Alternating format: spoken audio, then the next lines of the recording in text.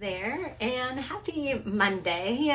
My name is Julie Hirschberg. I am a neurologic physical therapist and the owner and founder of Reactive Therapy and Wellness. I'm here in beautiful Southern California today, and Shannon, you're here. Shannon actually sent me such a great question that I had to respond in a live video. So let's just hop right in.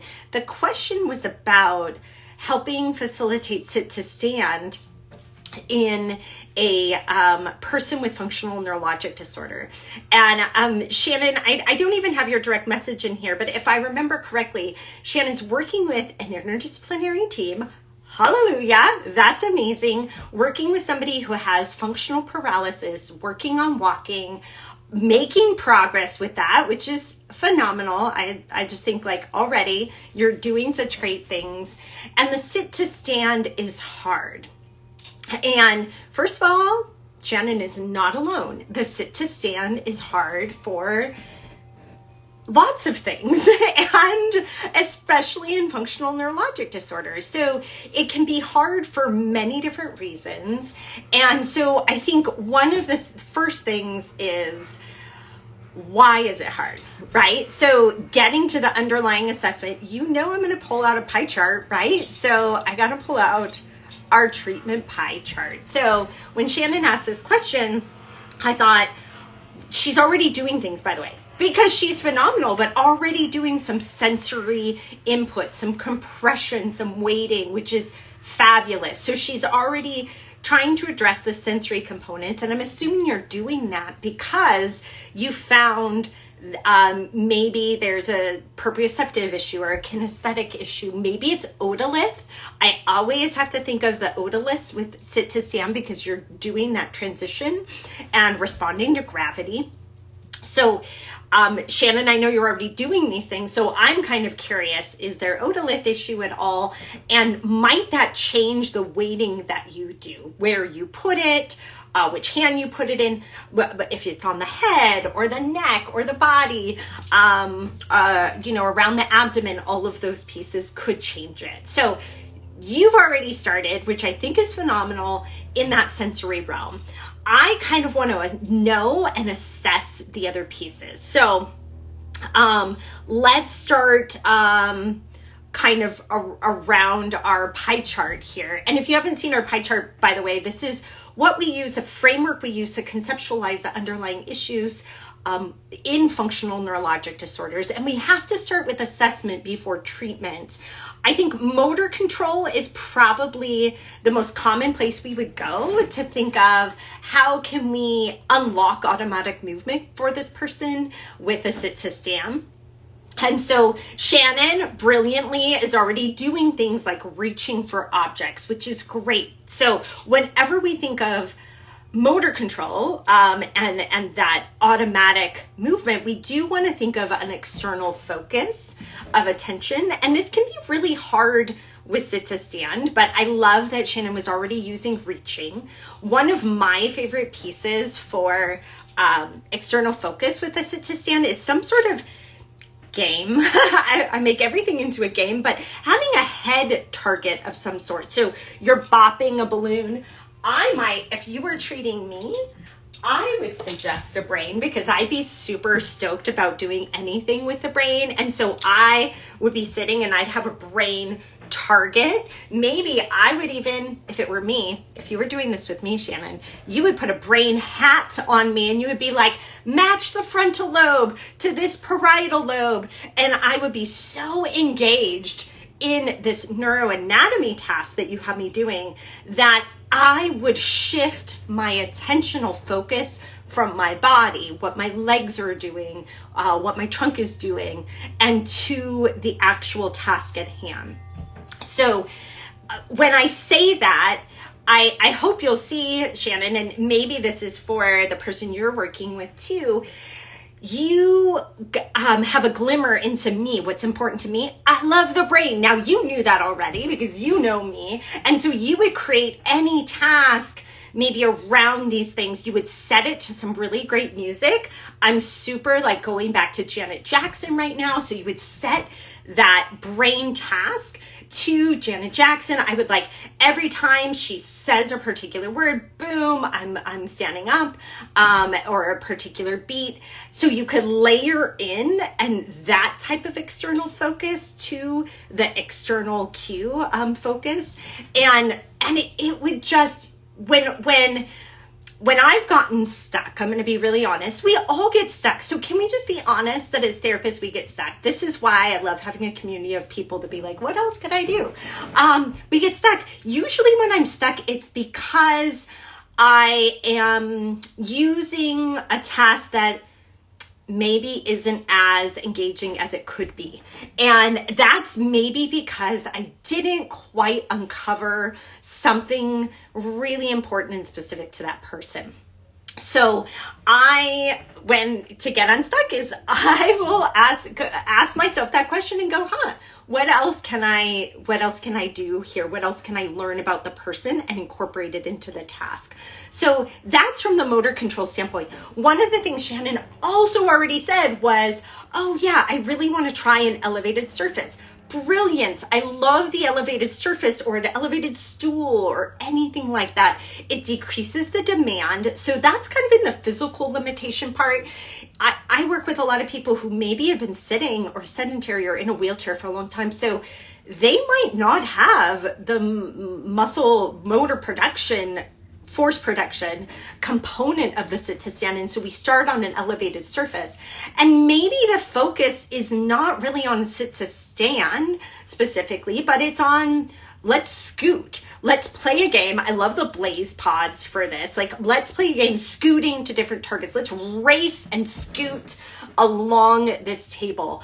Heck, let's even scoot along the floor. I've done a lot of floor scooting and racing on the floor. But the same kind of motor pattern, same kind of activation, just taking the very sit to stand part out of it. And particularly, if you've worked with somebody, so that's physical limitations. Ooh, another piece, by the way, I wanted to say about physical limitations is in hypermobility. Sit to stand requires a lot of joints. And if you have somebody who's dislocated or has a lot of hypermobility, they may need more support with that sit to stand. And so maybe doing it along a wall, maybe doing it with some extra input like compression and things like that. I love the body braid for this as well. Maybe weighting would help with that physical limitation piece. So that's that part of the treatment pie. If that's the issue, that's not the issue for everybody, right? So it's always comes back to what did you assess with this person so that you can make it specific to them. So I want to go down, I'm hopping around the treatment pie a little bit here, but the psychosocial piece has a person, I know this happens a lot in people with neurologic disorders, they've fallen or something else has occurred with the sit to stand. And so there's a fear component of it. And so how can you address that? Well, let's make it a super safe place to be. And so maybe again they're doing some standing at the wall, and maybe instead of sit to stand, you're going from standing to sit at the wall, or they're doing it supported in some way. Or I love just using something in front, whether that's assisted device. We have a TRX type freestanding thing with suspension, but we do a lot of stuff at the bars there, so the person has a lot of control, which really comes down that this is an overlap, right, of multiple pieces of the pie, but motor control and psychosocial autonomy. How can you give this person autonomy and control so that you don't have to help them as much too? So because if somebody's like a max assist to stand, can you build up the surface, give them something to hold on to, make it that purposeful and meaningful activity so that they can unlock some of that automatic movement and do it more on their own and have more autonomy? Could you possibly give some choice in that activity too, to unlock some potential for that person with sit to stand? Okay, let's see. We talk physical limitations. We talk motor control. Oh, let's talk. You've already done some things with weighting and compression for sensation. Let's talk about some other pieces that could happen with sensation. In terms of their body awareness in space. Now, I love strapping the laser lamp to any part of their body. So it could be the head, it could be the trunk, if that is a piece, it could be the legs. The nice thing is you can both test out their perception in space, and if that's off, you could then use that as part of the task. It's a really nice external focus too. You could be drawing letters with the trunk and they have to go kind of up and down. And so maybe it's not a full sit to stand, it's a partial sit to stand with a letter drawing kind of thing. Also, if there's a sensory component for the legs, maybe they're not sensing their legs in space, which makes it really hard to do a sit to stand as well. Can you incorporate sensory input like vibration or a different tactile surface under the feet that could change the activity? I love using these squares. You buy them, I bought it at the toy store.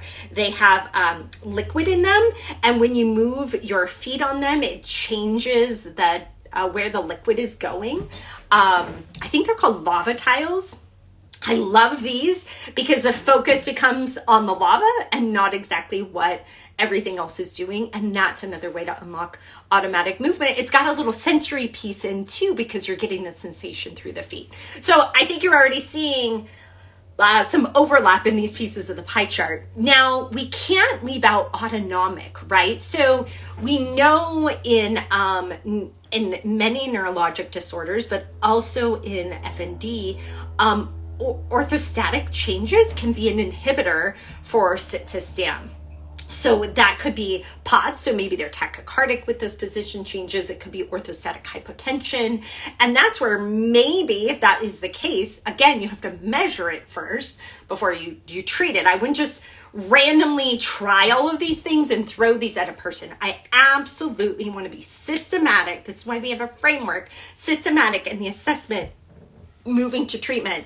Otherwise, it feels like you're throwing blindly like darts at a wall. And therapists, if you've ever felt that way, like, don't worry, I have too. And that's why over the last 12 years, 10 years really, the framework has been in the making. I've taken what felt like blind throwing of darts into, there's actually a systematic way to do this. Testing that autonomic piece. Sometimes it's that the sit to stand so effortful, the person might be holding their breath. And then that can cause some autonomic dysfunction and inability to access the full leg capabilities. And so adding breath to the sit to stand, and of course, you know us, like, make that fun, make it blowing bubbles. Maybe they have to blow a balloon out of the way. Maybe it's part of a game. Whatever it is, you can totally incorporate an externally focused breath so you get both like that motor control and the autonomic together. So you'll also see, I like layering all the pieces. So if I'd done the assessment, I would be looking, what's the biggest piece of the pie for the sit to stand, and then layering on the other pieces of the pie. So if it's motor control, I'm going to layer on sensory, psychosocial, autonomic.